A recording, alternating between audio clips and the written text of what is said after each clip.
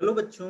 तो ऑलमोस्ट हम लोगों ने रिप्रोडक्टिव बायोलॉजी का जो मेन इंपॉर्टेंट पार्ट था, जो ह्यूमन रिप्रोडक्शन, वो कवर कर लिया है। कुछ और एडिशनल क्वेश्चंस पूछे जाते हैं यहाँ पर, उनके बारे में आज हम बात करेंगे। जैसे एक और क्वेश्चन आता है आप लोगों को, थोड़ा सा कॉन्सेप्ट है जाइगोटिक जो है बेबी बर्थ के लिए, उसको भी हम लोग यहाँ पर देख लेंगे और समझेंगे। तो अगर फेट ऑफ ब्लास्टोमेयर की बात करोगे आप, अगर फेट ऑफ ब्लास्टोमेयर की बात करोगे आप,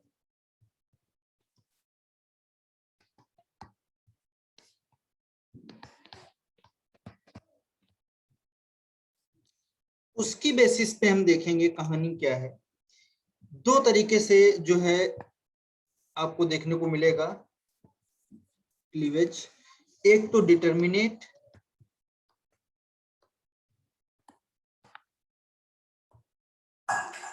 और दूसरा जो बच्चों होगा उसको हम बोलेंगे इनडिटर्मिनेट।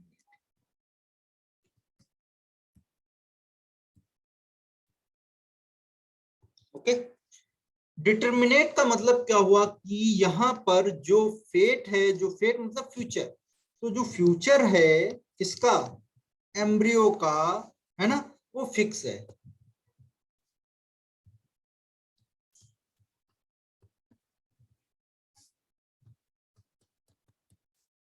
ठीक है, मतलब क्या है कि यहाँ पर जो होना है वही होना है। ठीक है, ऐसा नहीं है कि कुछ अलग है।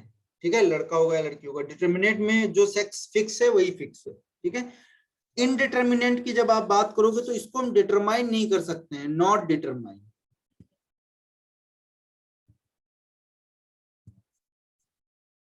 ठीक है, और मैंने ये भी बोला था कि डिटर्मिनेट में जब ब्लास्टोमेयर, जब ये स्ट्रक्चर मैंने बताया था आपको ब्लास्टोसिस्ट टाइप में, तो मैंने बोला था जो ब्लास्टुला कंडीशन होगी उसमें जब ब्लास्टोसिस्ट बनेगा तो ये आईसीएम होगा, इनर सेल मास होगा।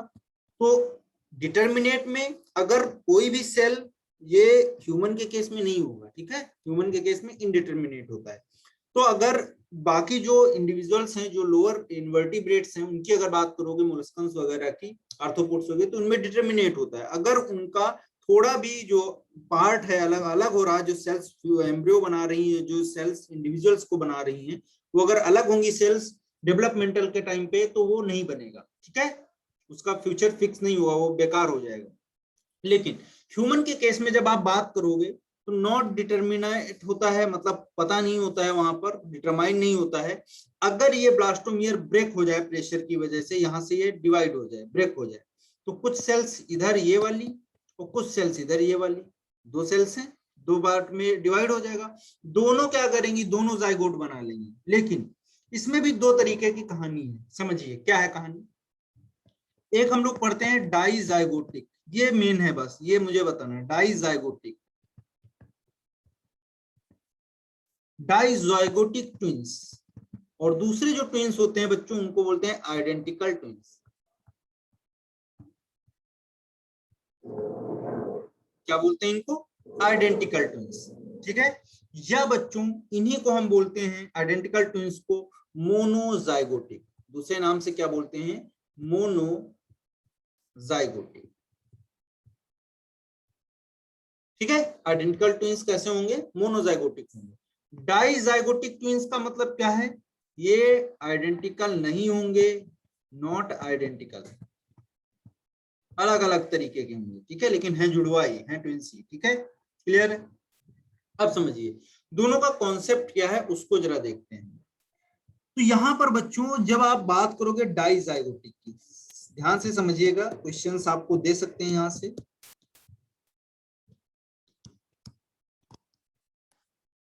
बहुत सिंपल कॉन्सेप्ट है इसके पीछे। डाइजाइगोटिक मतलब अलग अलग जाइगोट से, डाई मतलब दो, है ना, यहाँ पर देखिए आप, डाई का मतलब क्या हुआ, दो, जाइगोट यानी कि दो अलग अलग जाइगोट से बने हुए ट्विंस, है ना, वो क्या हो जाएंगे, डाइजाइगोटिक ट्विंस हो जाएंगे। अब समझिए, ये हमने मान लिया यहां पर फीमेल रिप्रोडक्टिव सिस्टम है, यहां पे आपको पता है फैलोपियन ट्यूब्स होंगी, यहां पर ओवरीज होंगी। अब कभी कभी क्या होता है, अगर आप बात करोगे तो कभी कभी इत्तेफाकन क्या होता है कि यहाँ पर ये भी ओवरी ओवम को रिलीज कर देती है या सेकेंडरी ओसाइट को, और इधर ये भी ओवरी क्या करती है, ओवम को रिलीज कर देती है एक साथ में, यानी कि 2 एग जो है रिलीज कर दिए गए, 2 ओवम रिलीज कर दिए गए। अब देखिए यहां से स्पर्म्स बच्चों आएंगे, क्वाइटस होगा, मीटिंग होगी यानी कि, और यहां से स्पर्म जो है इधर भी जाएंगे और इधर भी जाएंगे, ऐसे इस तरीके से। अब देखिए यहां पर ये आ गया, ये इधर आ जाएगा, तो ये यहां पर आ गया ये, और इधर ये आ गया ये वाला ओवम इसमें ये। अब बच्चों यहां पर क्या होगा, देखिए आप 2 जाइगोट बने, 2 जो है एग बने, एक ये एग है एक ये एग है, दोनों क्या हो जाएंगे, अगर मान लो दोनों फर्टिलाइज हो जाए, है ना, दोनों फर्टिलाइज हो गए। अब दोनों फर्टिलाइज हो गए तो बच्चों एक तो ये क्या बन गया, जाइगोट बन जाएगा कि नहीं बन जाएगा, आफ्टर द फर्टिलाइजेशन सिंगेमी होने के बाद में ये क्या बन जाएगा, तो आप बोलोगे ये बन जाएगा क्या आपका, इधर मैं दिखाई दे रहा हूं, ये बन जाएगा जाइगोट, और इधर भी जाइगोट बन जाएगा, ये जाइगोट बन गया, है कि नहीं, बन जाएगा कि नहीं बन जाएगा। अब ये इधर आके इधर सेटल हो जाएगा एंडोमेट्रियम से, और ये बच्चों यहाँ पे आके सेटलमेंट हो जाएगा, यहाँ पर भी हो सकता है, ऐसा कोई दिक्कत नहीं है, ठीक है। तो अब देखो 2 जाइगोट बने, ये 2 जाइगोट बने कि नहीं, 2 जाइगोट बने कि नहीं, तभी इसको डाइजाइगोटिक बोल रहे हैं। 2 अलग अलग जाइगोट बन रहे हैं, लेकिन दोनों का साथ में ही क्या हुआ है, फर्टिलाइजेशन हुआ है, तो है ये ट्विंस ही। अब देखिए इसमें हम बोल सकते हैं एक सिंपल लाइन में कि यहां पर 2 डिफरेंट एक्स हैं, जी बिल्कुल हैं, 2 डिफरेंट एक्स हैं, और उनको फर्टिलाइज कौन कर रहा है, 2 डिफरेंट स्पर्म्स कर रहे हैं कि नहीं कर रहे हैं, हाँ जी बिल्कुल कर रहे हैं। 2 डिफरेंट स्पर्म्स 2 डिफरेंट एक्स को क्या कर रहे हैं, फर्टिलाइज कर रहे हैं, बोलो भाई कर रहे हैं कि नहीं कर रहे हैं, बिल्कुल कर रहे हैं। यानी कि बच्चों इस तरीके से आप बोल सकते हो इसमें या तो क्या बनेगा, मेल मेल बन सकता है, बिल्कुल बन सकता है, या आप बोलोगे फीमेल फीमेल बन सकता है जी, या आप बोलोगे मेल और फीमेल दोनों बन सकते हैं। तो जो डाइजाइगोटिक ट्विंस होते हैं वो एक तो आप बोल सकते हो ब्रदर हो सकते हैं, ब्रदर ब्रदर, है ना, और सिस्टर सिस्टर हो सकती हैं, या आप बोल सकते हो सिस्टर एंड ब्रदर, ये भी हो सकता है, ठीक है। तो यहाँ पर तीनों पॉसिबिलिटीज हैं, क्योंकि जो एग आए हैं, अब ये ओवम जैसे मान लो मे भी हो सकता है ये ओवम जो है आपका कौन सा हो, ये मान लिया हमने जो ओवम आया ये मान लो एक्स, तो ये तो रहेगा ही एक्स, इसमें तो कोई प्रॉब्लम ही नहीं, ये भी एक्स रहेगा, है कि नहीं। अब मान लो जो स्पर्म इसको जो है फर्टिलाइज करेगा आके यहाँ पर जो है वो, अगर मान लो जो स्पर्म आया वो बच्चों अगर हम एक्स की जगह मान लेते हैं वाई आ गया, तो भाई ये तो बॉय बन जाएगा कि नहीं बन जाएगा, ठीक है। और इधर अगर हम देखें तो इधर क्या हो सकता है, आप बोल सकते हो कि यहाँ पर मान लो स्पर्म ऐसा आया जो एक्स वाला स्पर्म है, तो ये क्या हो जाएगा, गर्ल बन जाएगी। तो यहाँ तो मेल फीमेल दोनों बन सकते हैं, मेल जो है फीमेल फीमेल बन सकती है और मेल मेल बन सकते हैं। तो इस तरीके से डाइजाइगोटिक ट्विंस का फॉर्मेशन होता है, बहुत इंपॉर्टेंट कॉन्सेप्ट है। और इन जो है डाइजाइगोटिक ट्विंस को हम दूसरे नाम से भी जानते हैं, आप याद रखिएगा इसको, इस नाम से कई बार क्वेश्चंस स्टेट बोर्ड्स वगैरह में पूछा गया, स्टेट पीएमटी वगैरह में, फ्रैटर्नल ट्विंस, क्या बोलते हैं बच्चों, fraternal twins. Is it clear. अब देखिए एक तो ये कॉन्सेप्ट हो गया, अब दूसरी तरफ चलते हैं, जो हमारा दूसरे तरीके के जाइगोट हैं, ट्विंस हैं सॉरी, वो कौन से हैं, तो मैंने बोला आइडेंटिकल ट्विंस।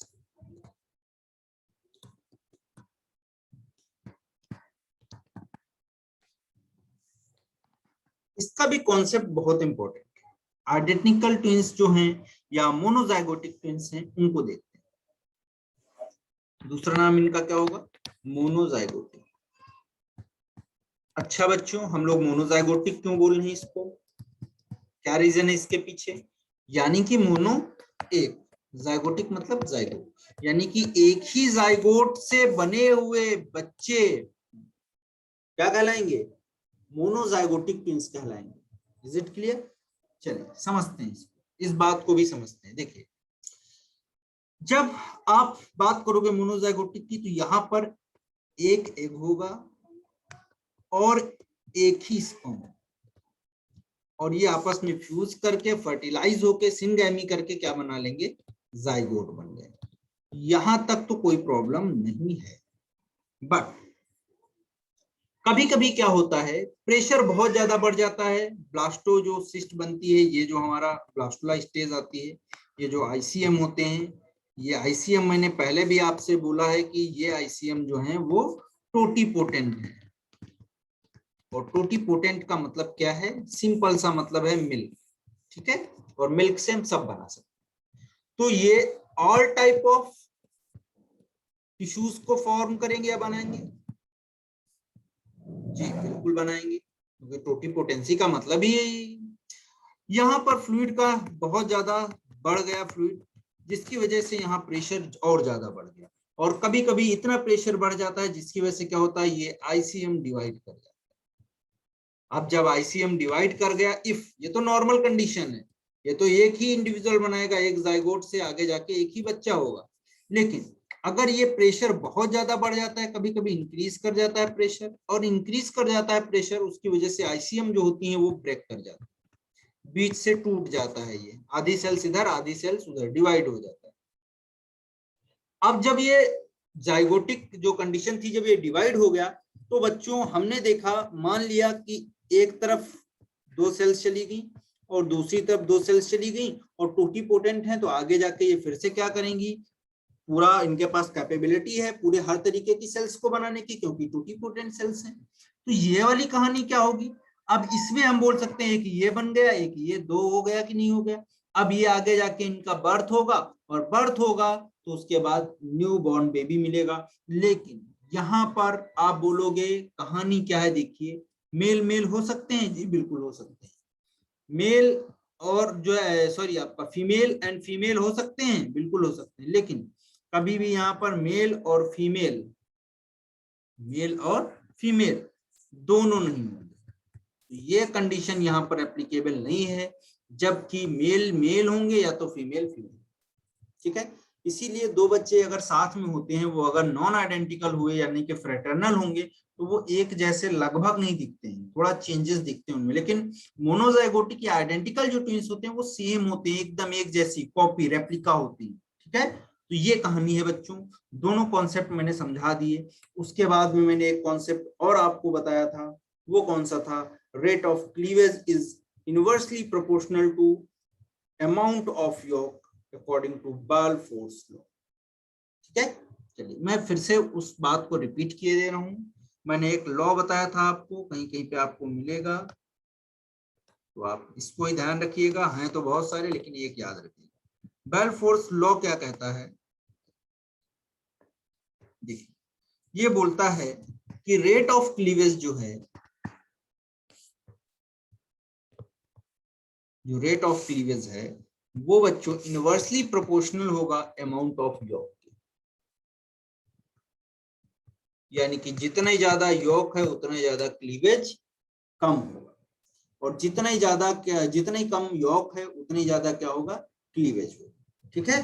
तो कहीं ना कहीं क्लीवेज जो है और जो है अमाउंट ऑफ यॉक में, है ना, इनवर्सली प्रोपोर्शनल जो है एक तरीके का रिलेशन देखने को मिलेगा, ठीक है। और भी बहुत सारी बातें हैं, हम लोग उतना डिस्कस नहीं करना है, ऑलरेडी मैंने बहुत सारी चीजें आपको बता दी हैं। फिर भी अगर आपको कोई डाउट है तो आप कांटेक्ट कर सकते हो आराम से, कोई प्रॉब्लम नहीं है, ठीक है। हम लोग सारी बातें डिस्कस कर लेंगे, ठीक है। अब यहां से, अब जैसे कभी कभी क्या होता है, कई सारी बातें हैं, उतना तो डिस्कस करना मुझे लग रहा ठीक नहीं होगा, लेकिन इतना याद रखिएगा, आपका जो फ्रॉग का एग होता है वो टीलोलेसिथल होता है और मीजोलेसिथल होता है, ठीक है। फ्रॉग के एग के बारे में थोड़ा मैं डिस्कस कर ले रहा हूँ आपसे। फ्रॉग का एग,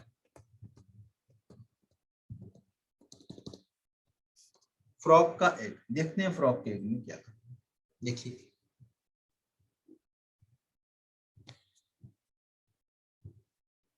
ये हमने बनाया बच्चों वेटेलाइन मेम्ब्रेन, क्या बना दिया, वेटेलाइन मेम्ब्रेन। सब पहले मैं बता चुका हूँ वेटेलाइन मेम्ब्रेन वगैरह क्या होता है। वेटलाइन मेम्ब्रेन के बाद में आप अंदर की तरफ चलिए, यहां पर देखते हैं क्वेश्चंस आपको पुराने मिलेंगे, आप परेशान होंगे, इसीलिए मैं इन सब बातों को डिस्कस किया। हालांकि आपके सिलेबस में ये सब नहीं है, ठीक है।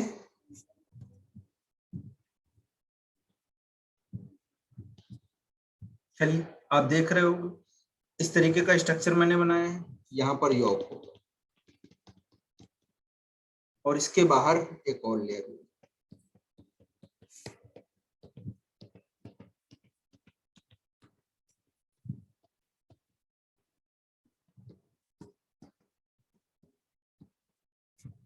ठीक है, देख ये वाला जो मैंने बनाया ये क्या है बच्चों, न्यूक्लियस।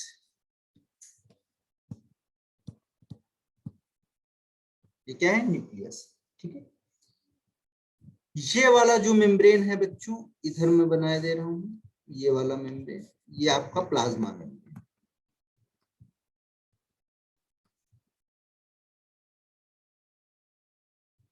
एक का प्लाज्मा मेम्ब्रेन, ठीक है। दूसरा देखिए ये वाला पार्ट बच्चों, इसको हम बोलते हैं यॉक, ये यॉक भरा हुआ है, ठीक है। यॉक के बाद में देखिए आप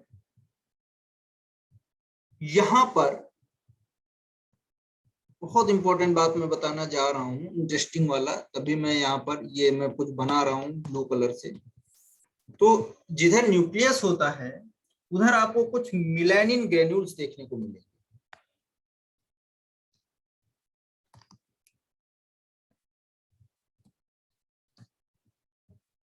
ठीक है, मिलेनिन ग्रेन्यूल्स देखने को मिलेंगे। और जो मैंने ये स्ट्रक्चर बनाया इसको बोलते हैं ग्रे क्रिसेंट।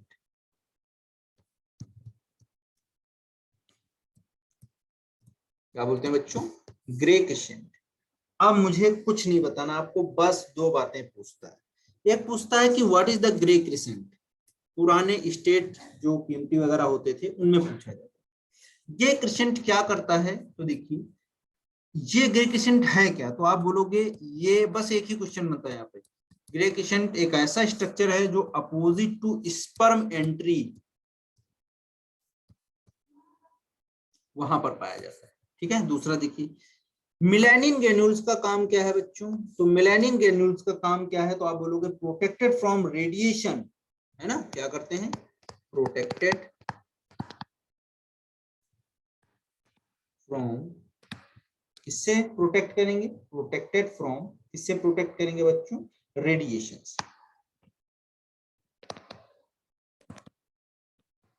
ठीक है, क्लियर है। और दूसरा बच्चों किसमें हेल्प करेंगे, कॉम्बोफ्लेज में।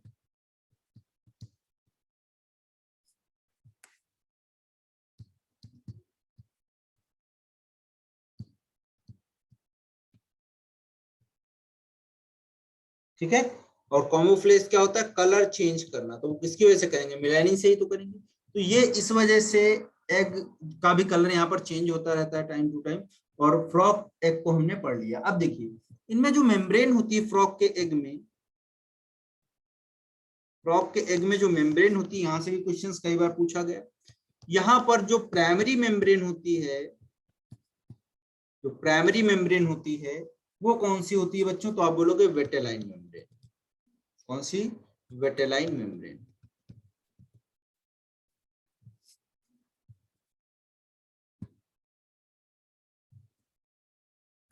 ठीक है, प्राइमरी मेम्ब्रेन। उसके बाद में बच्चों यहाँ पर टर्सरी एग मेम्ब्रेन प्रेजेंट होती है। और टर्सरी एग मेम्ब्रेन जो होती है वो किसकी बनी होती है, तो बच्चों आप बोलोगे ये जेली कोट होता है, एक जेली जैसा स्ट्रक्चर उसके एग पे चढ़ा रहता है, जिसकी वजह से ये बिटर टेस्ट होता है इसका, और वाटर के ऊपर तैरते रहते हैं। और ये सिक्रीट किसके थ्रू किया जाता है जेली कोट, तो आप बोलोगे सिक्रीटेड बाय,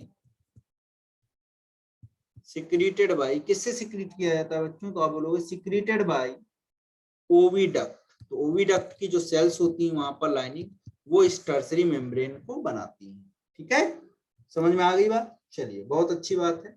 इसके बाद में अगर और भी इंसेक्ट एग भी होता है वहां पर, उसकी भी अगर बात करें, छोड़ो थोड़ा समझ लेते हैं उसको भी। अगर इंसेक्ट के एग की बात करोगे,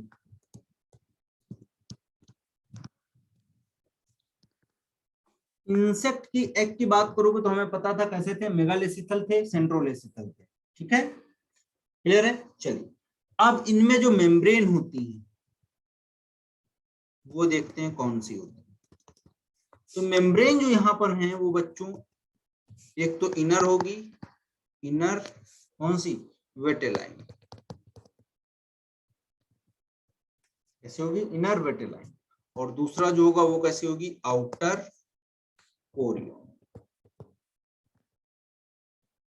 इनर वेटेलाइन और आउटर कोरियन, इसको हम बोलते हैं प्राइमरी मेम्ब्रेन, और बच्चों इसको हम बोलते हैं सेकेंडरी मेम्ब्रेन, ठीक है। तो प्राइमरी मेम्ब्रेन हो गया, दूसरा कौन सा हो गया, सेकेंडरी मेम्ब्रेन हो गया। इज इट क्लियर, ठीक है।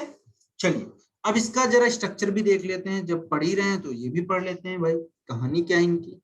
देखिए फिर भी आप चाहो तो स्किप कर सकते हो बेटा, लेकिन जितना ही आपको पता हो उतना ही कम है, अच्छा रहेगा, आप लोग पढ़ लोगे तो क्वेश्चंस आप रिप्रोडक्शन में इधर उधर से जो आएंगे वो भी कर पाओगे आसानी से। चलिए देखिए, ये मैंने एक स्ट्रक्चर बनाया है एग का, और वो एग किसका है, इंसेक्ट का है, और इंसेक्ट का एग हम पहले ही डिस्कस कर चुके हैं अकॉर्डिंग टू क्लासिफिकेशन। कैसे होते हैं ये एग इंसेक्ट के बच्चों, तो आपने बोला था मेगालेसिथल, और दूसरा बच्चों कैसा होता है, मेगालेसिथल के बाद में सेंट्रोलेसिथल,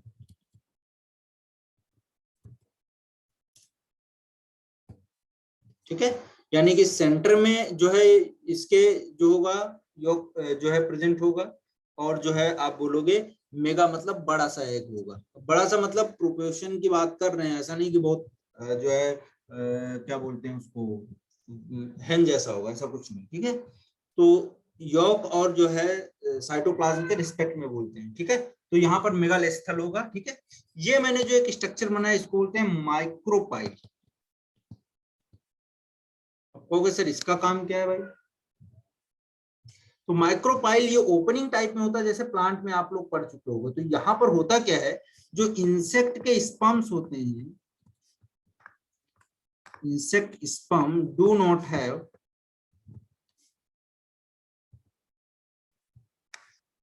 है ना, इनके पास क्या नहीं होता है, तो आप बोलोगे स्पर्म में एक्रोसोम एब्सेंट होता है, ठीक है। तो जब एक्रोसोम है नहीं तो वो क्लिप कैसे करेगा, तो इसीलिए माइक्रोपाइल एक बना दिया एक ओपनिंग टाइप में, और यहाँ पर आके जैसे ही स्पर्म अटैच होगा वैसे क्या होगा बच्चों, ये अंदर एंटर कर जाएगा, ठीक है।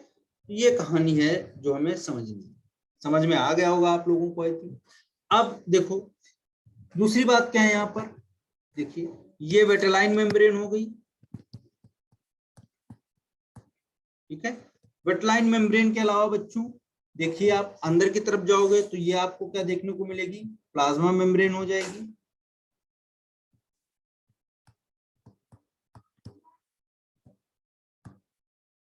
और प्लाज्मा मेम्ब्रेन के बाद में जब बच्चों आप इसकी बात करोगे बाहर की तरफ जो है ये क्या हो जाएगा, कोरियन हो जाएगा,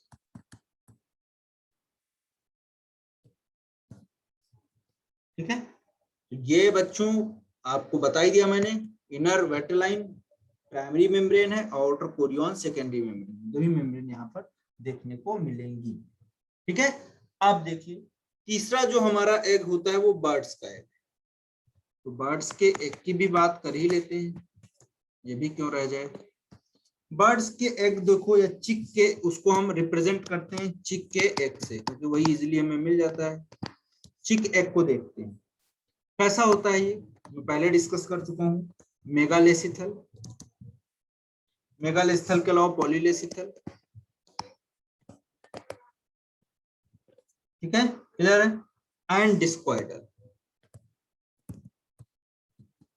सारे टर्म्स याद रखना आप लोग, पहले ही हम समझ चुके हैं, क्योंकि इनके बिना फिर सारी चीजें आप नहीं समझ पाओगे। तो यहाँ पर जो एग या जो चिक के एग्स होते हैं उनमें आप देखते हो एक CaCO3 की कवरिंग रहती है, कैल्शियम कार्बोनेट की, और इस कवरिंग को रिलीज कौन करता है, ओविडक्ट, कौन रिलीज करता है, ओविडक्ट रिलीज करता है, ठीक है। अब इसमें योग भी होता है, योग दो तरीके का होता है, व्हाइट और येलो योग, ये सब आपको नहीं समझना है, छोड़िए आप, कोई प्रॉब्लम नहीं, इतना बहुत सारा है आपको, अब कुछ और क्वेश्चंस पूछते हैं, जैसे आपको एक टॉपिक है उसमें से कुछ क्वेश्चंस मिलेंगे, उसमें पूछते हैं कि स्पर्म की सरफेस पे हार्मोन्स कौन से होते हैं। ऐसे पूछते हैं कि स्पर्म की सरफेस पे हार्मोन्स कौन से होते हैं। हालांकि आपके एनसीईआरटी में नहीं मेंशन है, लेकिन क्वेश्चंस मिलेंगे आपको, ये वादा है मेरा, मतलब मॉड्यूल वगैरह में क्वेश्चंस मिलेंगे। देखिए एक होते हैं एंड्रोगैमस गैमोन्स, है ना, और दूसरे होते हैं एंड्रोगैमोन्स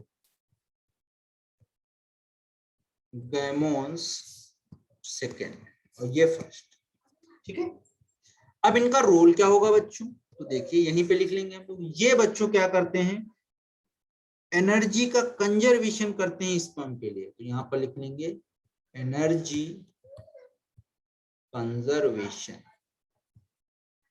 एनर्जी का कंजर्वेशन करेंगे। एंड्रोगैमोन सेकेंड जो होंगे वो क्या करेंगे, तो बच्चों ये डिसॉल्व करते हैं, dissolve the gelatinous, dissolve the gelatinous covering present all over the egg। Egg के चारों तरफ की जो लेयर होगी, जो जिलेटिनस कवरिंग होगी, उसको ये डिसॉल्व करते हैं। स्पर्म सरफेस हार्मोन बोलते हैं एंड्रोगैमोन्स फर्स्ट, एंड्रोगैमोन्स सेकंड। अब एक क्वेश्चन और आपको देखने को मिलेगा, एक पूछते हैं कि एग सरफेस के कौन से हार्मोन हैं।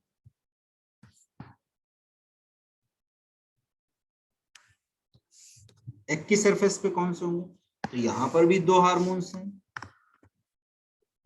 गायनोगैमोन्स फर्स्ट, और दूसरा बच्चों कौन सा है, गायनोगैमोन्स सेकेंड। ठीक है, देखिए क्या काम है इनका, ये क्या करेंगे, तो ये न्यूट्रलाइज करेंगे। ठीक है, क्या करेंगे, न्यूट्रलाइज करेंगे किसको, एंड्रोगैमोन्स फर्स्ट को। ठीक है, और अब स्पर्म एक्टिवेट हो जाएगा, तो आप बोलोगे एक्टिवेटेड स्पर्म्स मूव्स। तो ये लोअर जो है इनवर्टिब्रेट्स में सारी बातें देखने को मिलती हैं। ठीक है, और वर्टिब्रेट्स लोअर वाले जो हैं। उसके बाद में ये क्या करता है, गायनोगैमोन सेकेंड, तो ये क्या करता है, इट मेक्स स्पर्म्स मोर, या sperm head, it makes sperm head more sticky. ये अच्छी तरीके से और जल्दी क्या होता है, अटैच हो जाता है। बहुत सारे टॉपिक्स हैं इसमें, जितना ही पढ़ा जाए कम है, लेकिन यहीं तक रखते हैं हम लोग, क्योंकि बहुत सारा मैंने आपको ओवरव्यू दे दिया है, बहुत सारी चीजें पढ़ा दी, बॉरफोर्स लॉ बता ही दिया मैंने। एक लॉ और होता है, उसको भी आप देख लो, सैक लॉ। सैक लॉ में क्या बोलते हैं कि यहाँ पर प्रपोज, क्या बोलता है ये, सेल्स प्रपोज, यहाँ पे लिख लेंगे that sales tends to divided into equal daughter cells।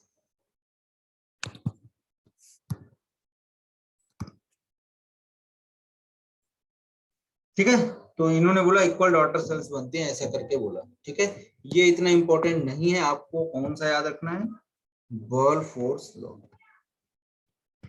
ये कई बार स्टेट बोर्ड्स में, स्टेट पीएमटी वगैरह में पूछा गया। ठीक है, तो आज के लिए यहीं तक रखते हैं बच्चों, हम लोग मिलेंगे नेक्स्ट टॉपिक में। हम लोग एक नए चैप्टर के साथ में जो रिप्रोडक्टिव हेल्थ है उसके बारे में डिस्कस करेंगे, कैसे जो है, क्या वहां पर कॉन्ट्रासेप्टिव डिवाइसेस हैं, क्या मेथड्स हैं, उन सब को हम लोग वहां पर अच्छे से डिस्कस करेंगे।